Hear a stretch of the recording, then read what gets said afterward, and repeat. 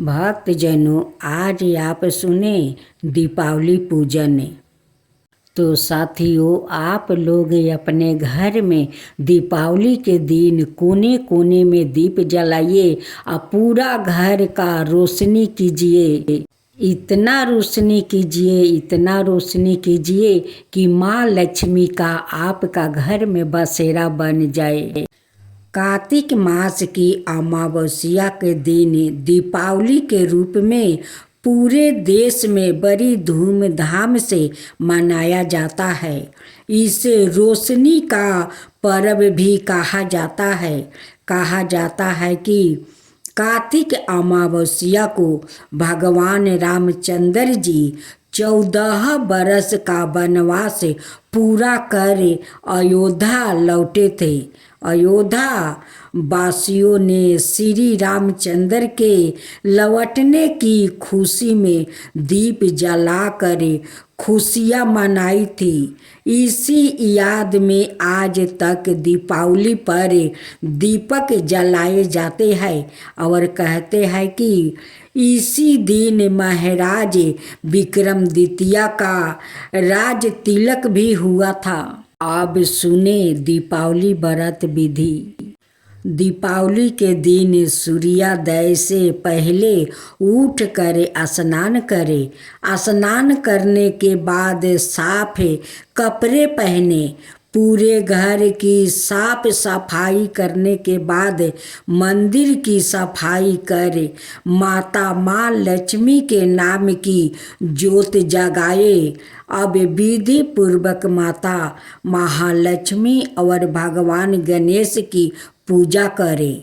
दीपावली का पूरा दिन फल, दूध और सात्विक पदार्थों का सेवन करें, व्यतीत करें। साथ ही इस बात का ध्यान रखें कि दीपावली के दिन आप कोई भी हिंसात्मक गतिविधि ना करें। कोशिश करें कि दीपावली के दिन आप ज़्यादा से ज़्यादा नाम जपे या मंत्र जाप करें। दीपावली के शाम को शुभ मुहूर्त में माता महालक्ष्मी और भगवान गणेश की पूजा करें। पूजा करके उनसे आशीर्वाद प्राप्ति करें। पूजा संपन्न होने के बाद माता महालक्ष्मी और भगवान गणेश को भोग लगाए।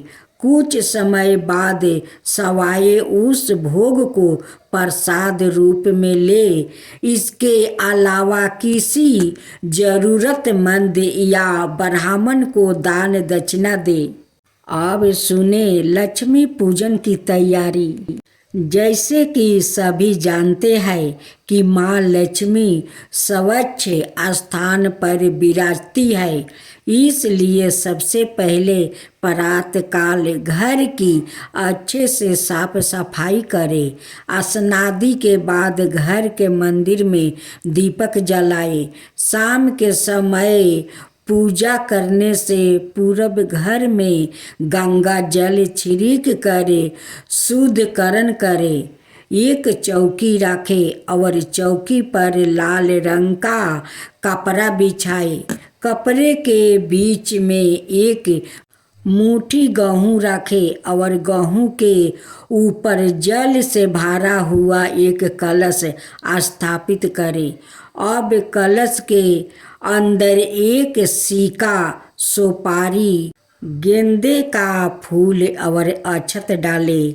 कलश पर आम या अशोक के 5 पत्ते भी लगाए।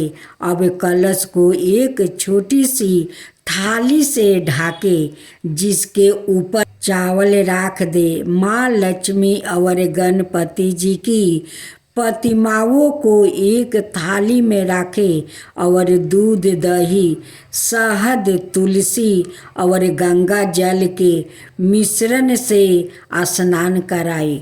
इसके बाद स्वच्छ जल से स्नान करा कर चौकी पर विराजित कर दे। कलश के बगल में चौकी में बचे स्थान पर हल्दी से चौका बनाए और उस पर माँ लक्ष्मी की प्रतिमा रख दे। इस बात का ध्यान रखें कि माँ लक्ष्मी के दाहिने और गणेश जी की प्रतिमा रखें।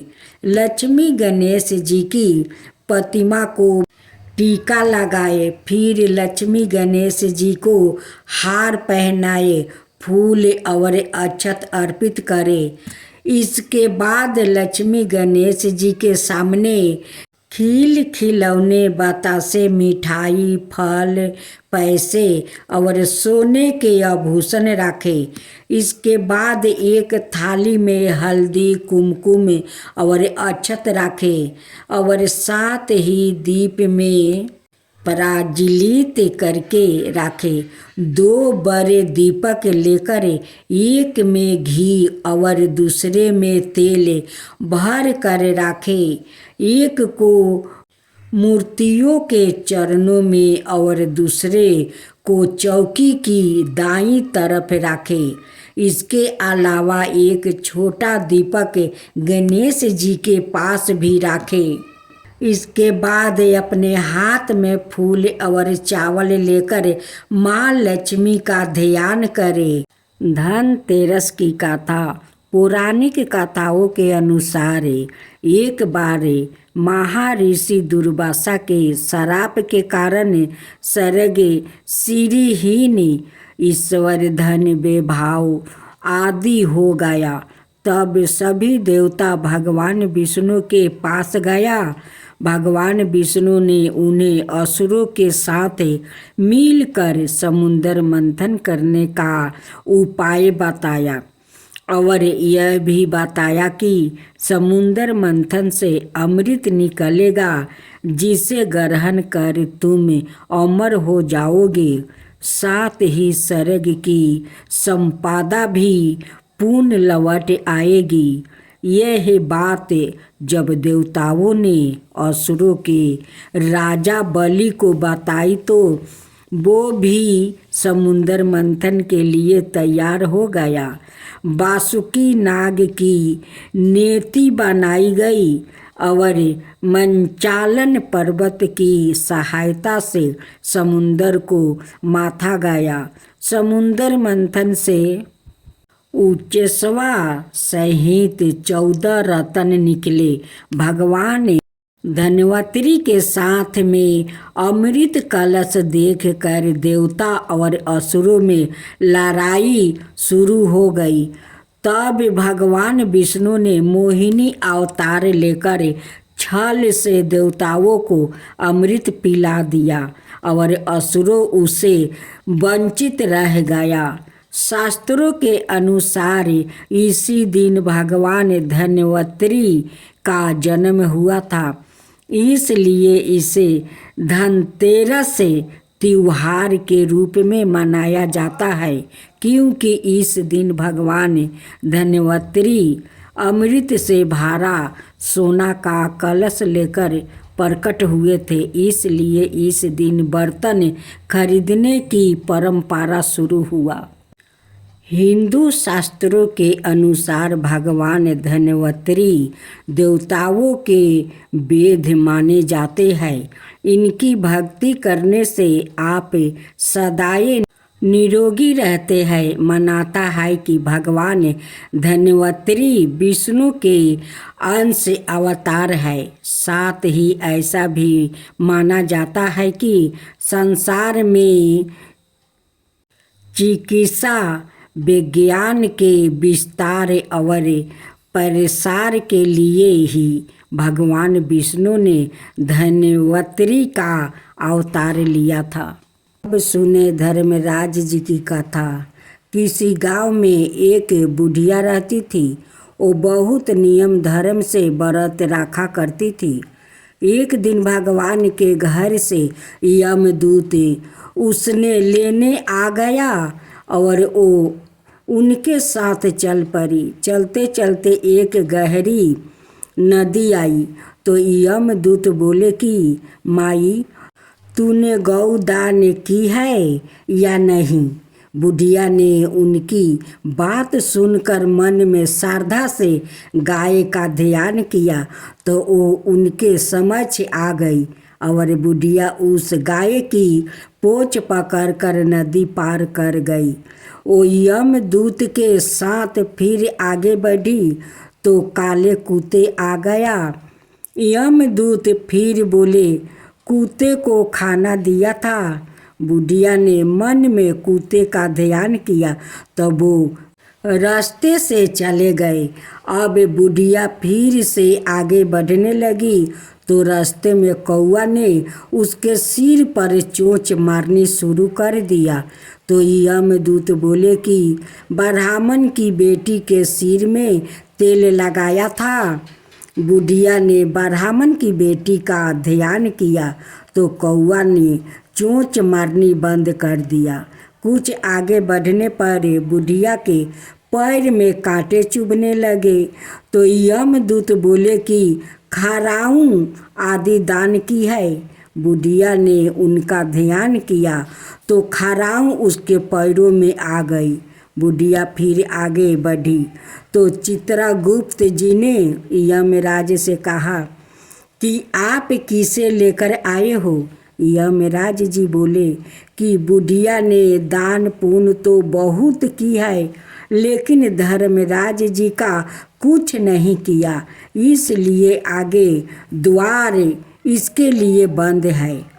सारी बात सुनने के बाद बुढ़िया बोली कि आप मुझे सिर्फ 7 दिन के लिए वापस धरती पर भेज दो, मैं धर्मराज जी का व्रत और उद्यापन करके वापस आ जाऊंगी। बुढ़िया माई वापस धरती पर अपने गांव आ गई और गांव वालों उन्हें उसे भूतनी समझकर अपने दरवाजे बंद कर लिया। वो जब अपने घर गई तो उसके बहू बेटे भी दरवाजे बंद कर के बैठ गया। बुढ़िया ने कहा कि मैं भूतनी नहीं हूँ, मैं तो धर्मराज जी की आज्ञा से वापस धरती पर 7 दिन के लिए आया हूँ। इन 7 दिनों में मैं धर्मराज जी का व्रत और उद्यापन करूँगी जिससे मुझे परलोक में जगह मिलेगी। बुढ़िया की बातों से आश्वस्त होकर बहू बेटे उसके लिए पूजा की सारी समग्रही एकत्रित करते हैं। लेकिन जब बुढ़िया कहानी कहती है तब वो हुंकार नहीं भरते, जिससे बुढ़िया फिर अपनी पड़ोसिन को कहानी सुनाती है और वो हुंकार भरती है। 7 दिन की पूजा व्रत वो उद्यापन के बाद धर्मराज जी की बुढ़िया को लेने के लिए विमान भेजते हैं। स्वर्ग का विमान देख उसके बहू बेटों को साथ सारे गांव वालों भी स्वर्ग जाने को तैयार हो गया। बुढ़िया ने कहा कि तुम कहाँ तैयार हो रहे हो, मेरी कहानी तो केवल पड़ोसिन ने सुनी है, इसलिए वो ही साथ जाएगी। सारे गांव वालों बुढ़िया से धर्मराज जी की कहानी सुनने का आग्रह करते हैं। तब बुढ़िया उन्हें कहानी सुना देती है। कहानी सुनने के बाद सारे ग्रामवासी विमान में बैठकर स्वर्ग जाते हैं।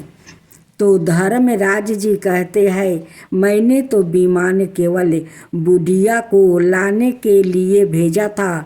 बुढ़िया माई कहती है कि हे धर्मराज, मैंने जो भी पुण्य किया है उसमें से आधा भाग आप गांव वालों को दे दो। इस तरह से धर्मराज ने ग्रामवासियों को भी स्वर्ग में जगह दिया। हे धर्मराज महाराज, जैसे आपने बुढ़िया का साथ सभी गांव वालों को भी स्वर्ग में जगह दी, उसी तरह से हमें भी देना।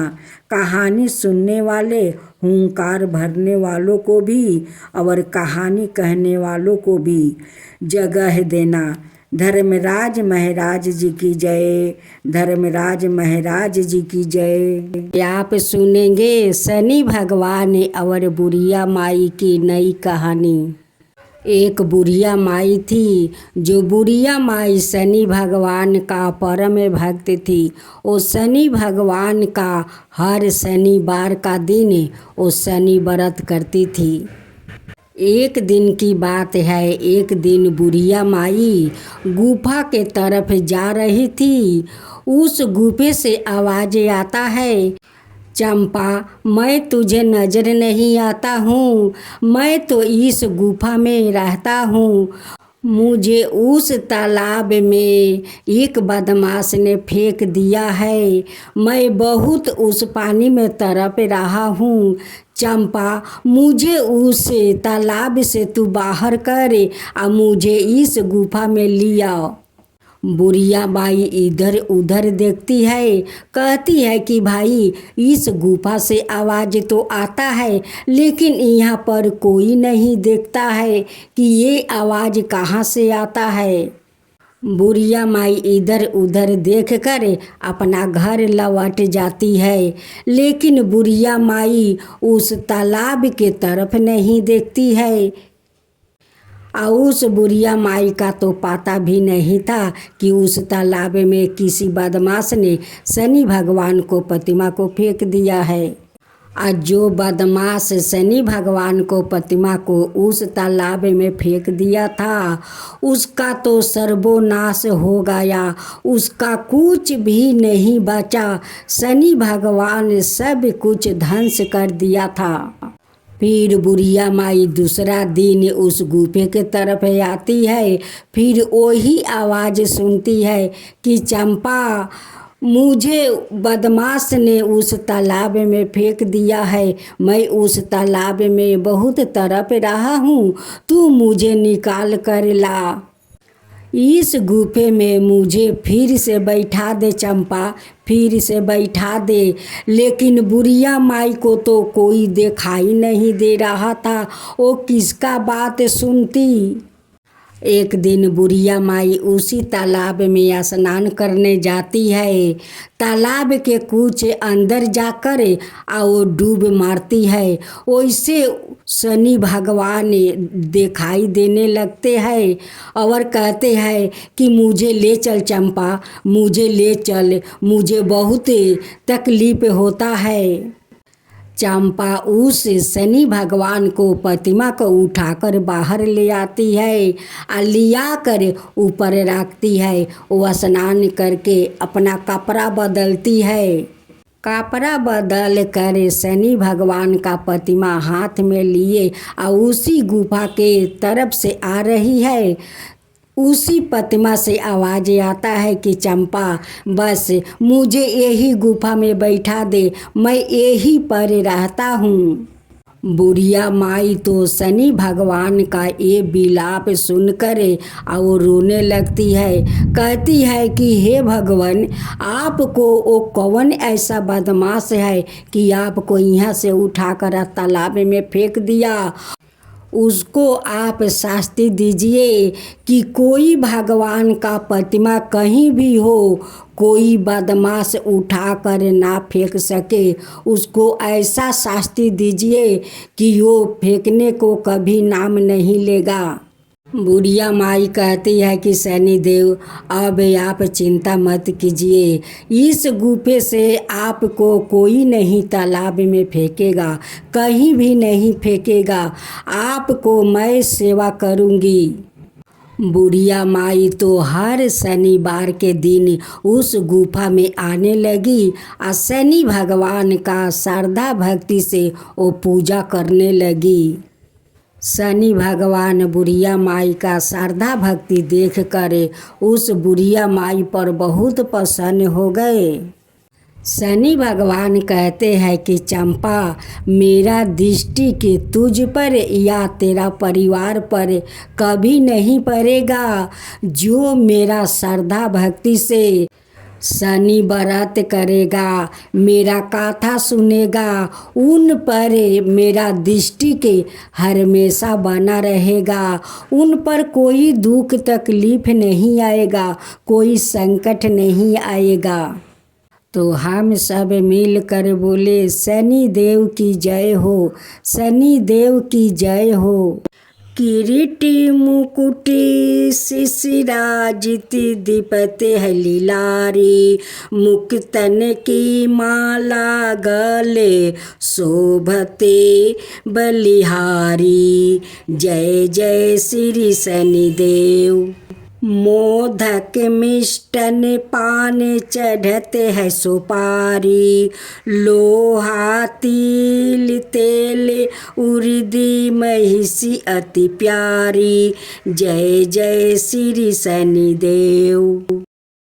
देव दनुज ऋषि मुनि सुमिरत नर नारी, विश्वानाथ धरत ध्यान चरण है तुम्हारी।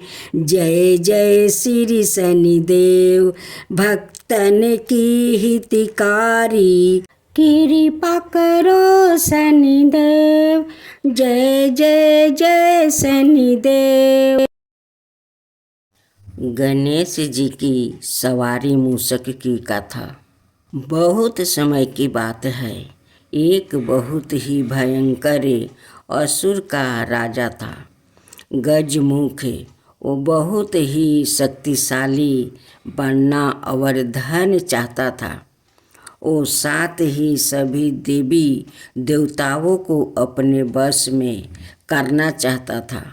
इसलिए हमेशा भगवान शिव से वरदान के लिए तपस्या करता था। शिव जी से वरदान पाने के लिए वो अपना राज्य छोड़कर जंगल में जाकर रहने लगा और शिव जी से वरदान प्राप्ति करने के लिए बिना पानी पिए भोजन खाए रात दिन तपस्या करने लगा।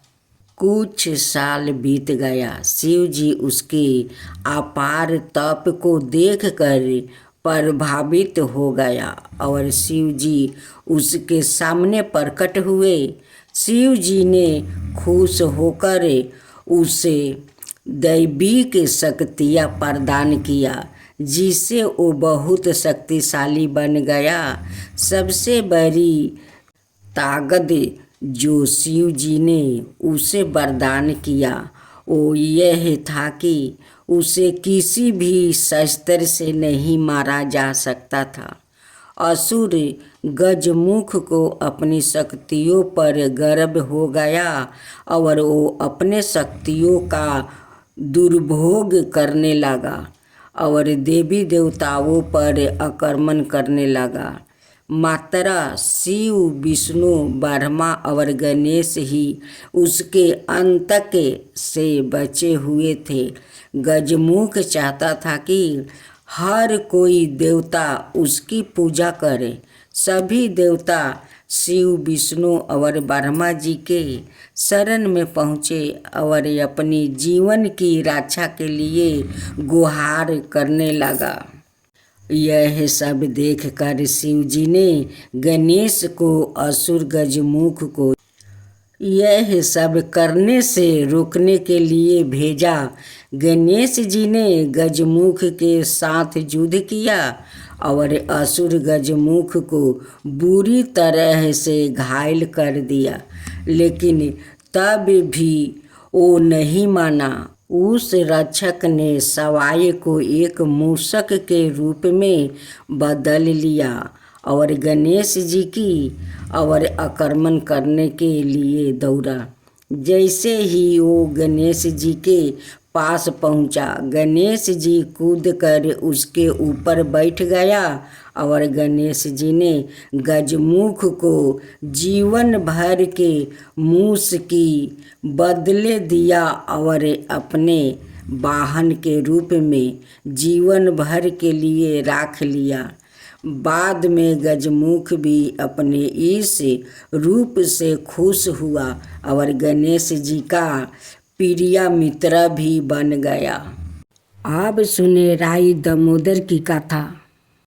एक समय की बात है, एक छोटी सी लड़की थी जो कार्तिक नहाया करती थी। कार्तिक का महीना पूरा हुआ तो सब कहने लगी कि गंगा जी जाए या जमुना जी जाए या हरिद्वार होकर आए। एक स्त्री बोली कि मैं तो राई दामोदर भगवान को जिमाऊंगी। सब पूछने लगी कि वो कैसे होते हैं। स्त्री बोली कि मोर मटुक, गले में बैजंती माला और हाथ में पीताम्बर ऐसे होते हैं। राई दामोदर भगवान, वो लड़की अपने घर आ गई, भगवान की रसोई बनाई, मंदिर में आई, बोली आओ मेरे भगवान आओ जीमो। मंदिर में भगवान नहीं मिले, मंदिर से शहर में गई, शहर से जंगल गई, जंगल से पहाड़ों पर चढ़ गई। भगवान को पुकारते सुबह से शाम हो गई। भगवान लड़की को पहाड़ पर चढ़ते देखा तो बोले कि यह तो ऊपर से गिरकर मर जाएगी और मेरे सिर इसकी हत्या लागेगी, इसे दर्शन देना ही होगा। भगवान ब्राह्मण का रूप धारण कर आए और बोले चलो बेटा, मैं तेरा भगवान हूँ, तू मुझे जिमा दे। लड़की बोली कि नहीं, तुम मेरे भगवान नहीं हो। ब्राह्मण बोला कि तेरे भगवान कैसे है? उसने कहा मेरे भगवान तो मेरा मटुक वाले गले में बैजंती माला पहने हुए है और हाथ में पीताम्बर लिए हुए है। ब्राह्मण बोला अच्छा ऐसे है तो तेरा भगवान, हाँ ऐसा है मेरे भगवान। अब भगवान ने लड़की के सामने अपना चतुर्भुजा रूप दिखाया और लड़की खुश हो गई और बोली कि हाँ तुम ही मेरे भगवान हो। अब आगे आगे वो छोटी लड़की भाग रही थी और पीछे भगवान आ रहे थे। भागते भागते संग की सहेलिया से बोली कि मेरे घर मेरे भगवान आए हैं। उनमें से किसी एक ने कहा कि देखो तो इसके भगवान कैसे है। जिनके भाग्य में भगवान के दर्शन लिखे थे उन्हें हो गया। हे राई दामोदर भगवान, जैसे आपने लड़की को दर्शन दिया वैसा ही सभी को देना।